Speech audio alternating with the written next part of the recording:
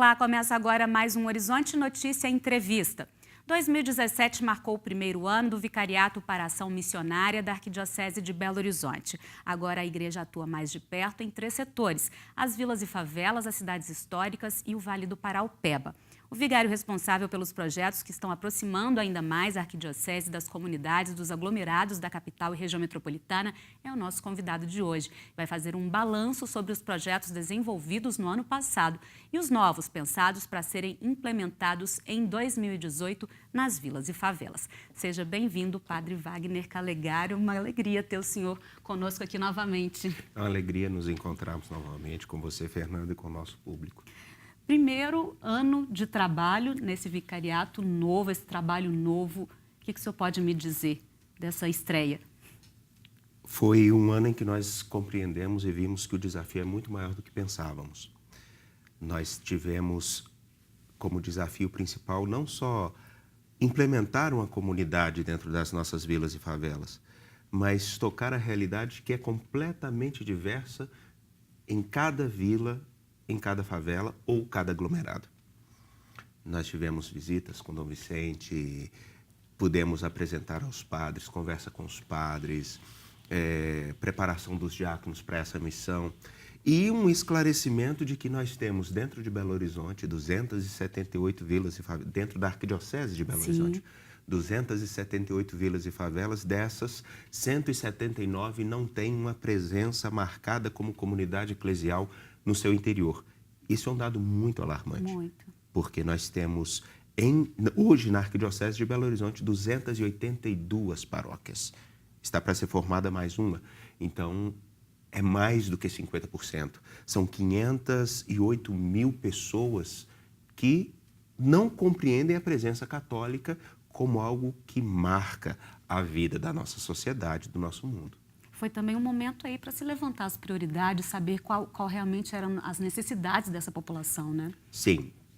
Uma coisa interessante, nós ouvimos na região de Ribeirão das Neves uma pessoa dizendo o seguinte, um senhor pai de família, ele falou: padre, o nosso maior desafio é cuidar daqueles que estão chegando. Porque aqueles que entraram para o tráfico ou se acostumaram com um ritmo de vida que está na mentalidade comum de todo mundo, em que a gente deve tirar vantagem de tudo, ou o que marca o nosso tempo, que nós vemos na política e por aí vai. O ano de 2017 foi bem marcado por esse tipo de coisa. Sim. Ele disse, nós temos que cuidar deles que estão chegando, dos pequenos. Porque aqueles que já tomaram um determinado vício de comportamento, esses são muito mais difíceis e talvez até irrecuperáveis. Então, é um investimento para o futuro. Sim. É um investimento para o futuro. Nós vimos que o desafio é muito grande, é um balanço de que a prioridade maior é o quê? E vem e soma com aquilo que é definido pela CNBB no projeto de catequese como um processo contínuo, desde o início, em que marca a identidade cristã na vida da pessoa. Para ela saber que ser cristão não é algo que se fala, é algo que se vive, que se assume dia a dia. E essa prioridade foi bem estabelecida.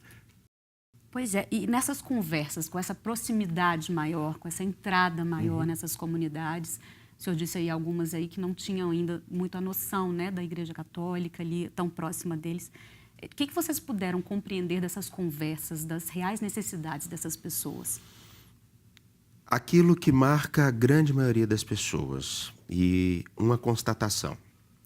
Nosso grande problema dentro dos aglomerados não é a pobreza, é a falta de reconhecimento da dignidade e dos direitos. Um ponto. Segundo ponto, a nossa presença não pode ser uma presença meramente sacramental para uma comunhão, para uma missa, mas é entrar na vida daquela comunidade, pisar e fazer parte desse local, de tal modo que você crie relações com as pessoas. A fé, ela parte por relações, pelos afetos também. É um outro desafio, que bate de frente com aquilo que nós temos comum em toda a nossa sociedade, toda, que é o preconceito. É verdade. Bom, e dos projetos, os primeiros projetos que já foram desenvolvidos, já foram implantados, a gente sabe que no final do ano de 2017 teve um concurso muito bacana, né, de fotografia. Fala um pouquinho desses projetos que já puderam ser implementados. Sim, no início do ano nós vimos como primeira expectativa entender a complexidade desse universo de 278 vilas e favelas. E nós levamos em consideração também que as ocupações não entram dentro dos dados do IBGE, que foram base para fazermos essa pesquisa. O que nos assusta mais é que a possibilidade da ausência da igreja seja muito maior do que 278. Outro ponto que nós vimos como... Então, compreender esse universo já é um grande ganho, porque nós sabemos o que nós devemos atingir. Mas para atingir esse número, nós precisamos ter um processo. O primeiro processo, o contato com os padres e mostrar que ali dentro tem uma beleza. E aí vem a complexidade, porque há vilas e favelas que estão fatiadas dentro de várias paróquias. Então, como vamos articular com essas comunidades? Quem vai assumir? Quem vai tomar para si a missão de ser a presença ali? Outro desafio. Na Vila e Favela tem uma beleza. E aí Dom Vicente, num ato de iluminação, acredito eu, como redentorista, artista, ele pensou, por que não fazermos um concurso fotográfico? Esse concurso foi um sucesso. E nós temos hoje um acervo de mais ou menos 140 fotos com imagens belíssimas. Belíssimas. Muita riqueza nós conseguimos levantar. Aproximação e compreensão do Muquifo, do que ele é, Museu de Quilombos e Favelas Urbanas. Sim. Nós tivemos a riqueza de conhecer, por exemplo, dentro da região de Belo Horizonte, dentro da cidade de Belo Horizonte, na divisa com Santa Luzia, o próprio quilombo, uma comunidade quilombola. Nós tivemos também a riqueza de perceber que em lugares onde há um grande número de violência, as pessoas estão ali e querem fazer com que a comunidade viva. Então, isso foi uma riqueza, foi uma beleza. E a realização como projeto, primeiro ponto, a compreensão. Segundo ponto, a articulação com os diáconos, os padres, as paróquias. A apresentação de um projeto e um esqueleto básico de como será a nossa inserção. E já ter um contato com algumas pessoas de algumas outras vilas para essa inserção dos diáconos. E já termos um mapeamento de que, pelo menos, se tudo der certo, esse ano agora de 2018, nós pularemos de 99 para pelo menos 162 vilas que têm algum acompanhamento. Ah, que bacana. Já é um belo começo, né? Um passo significativo, certamente. Que não é um passo grandioso, porque as pessoas geralmente pensam assim, o que nós estamos produzindo? Na verdade, nós estamos fazendo o trabalho que geralmente muitos contextos políticos não fazem. Estamos preparando o terreno para erguer o edifício. Sim, sim. A fundamentação é muito mais difícil. Sim, que tem que ser bem feito, né? Sim. Com cuidado. Para 2018, agora entrando nesse segundo ano do vicariato, já há algum projeto em vista, já há um próximo passo, já depois essa base continua sendo feita ainda, porque faltam alguns locais ainda, né? Nós temos os seguintes projetos.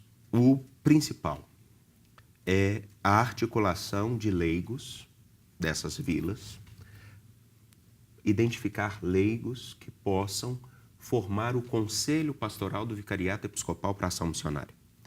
Nós não podemos pensar a ação pastoral simplesmente com a nossa cabeça intelectual. A pastoral, o padre Vitório da Faja, ele diz o seguinte, antes de tudo a pastoral parte pelo coração, porque você toca a realidade das pessoas para então ver o que o Espírito suscita como ação nesse contexto vital. Então, tem que ser formado por pessoas que ali residem. Claro. Então, organizarmos esse conselho pastoral, que não é tão simples, com diáconos, padres, os leigos, dar a continuidade nessa inserção e começar um trabalho em paralelo, que é a articulação das várias ações missionárias da Arquidiocese. Nós temos a IAM, que é a Infância e Adolescência Missionária, nós temos as comunidades religiosas que são missionárias, nós temos comunidades de vida que são missionárias, aglutinar todas essas pessoas numa ação comum. Inclusive, no ano passado, nós tivemos um encontro com a CRB e o SAVIC, Serviço de Animação da Vida Consagrada, para justamente mostrar, olha, o nosso horizonte de missão é esse. Contamos com vocês e nós tivemos ótimas respostas. Que bacana. Então, agora 2018 é concretizar esse passo e inserir mais as comunidades religiosas, como também a formação desse conselho e a articulação das outras forças missionárias, congregações, institutos e movimentos. Que bacana, tenho certeza que vai ser um sucesso. Para a gente finalizar, Padre Wagner, queria que o senhor deixasse, então, né, entrando aí nesse segundo ano do vicariato, uma mensagem para essa população que está sendo atendida, que está mais próxima, então, da igreja. A Arquidiocese de Belo Horizonte ela é formada por todos nós. E nós não queremos ser uma igreja, que faça algo para vocês. Nós queremos construir com vocês. A população das vilas e favelas tem uma força que não conhece. E o nosso objetivo é, em Cristo, mostrar a grandeza do que cada um pode fazer no seu pouco, de modo que 508 mil pessoas possam marcar a realidade de 5 milhões. Vocês são uma força que não sabem qual o valor que vocês têm e o que vocês podem significar de mudança em Belo Horizonte e na região metropolitana. Com certeza. Muito obrigada pela presença mais uma vez. Eu que agradeço. O Horizonte Notícia, a entrevista termina agora. Se quiser rever o programa, acesse o nosso site. Até a próxima entrevista. Tchau, tchau.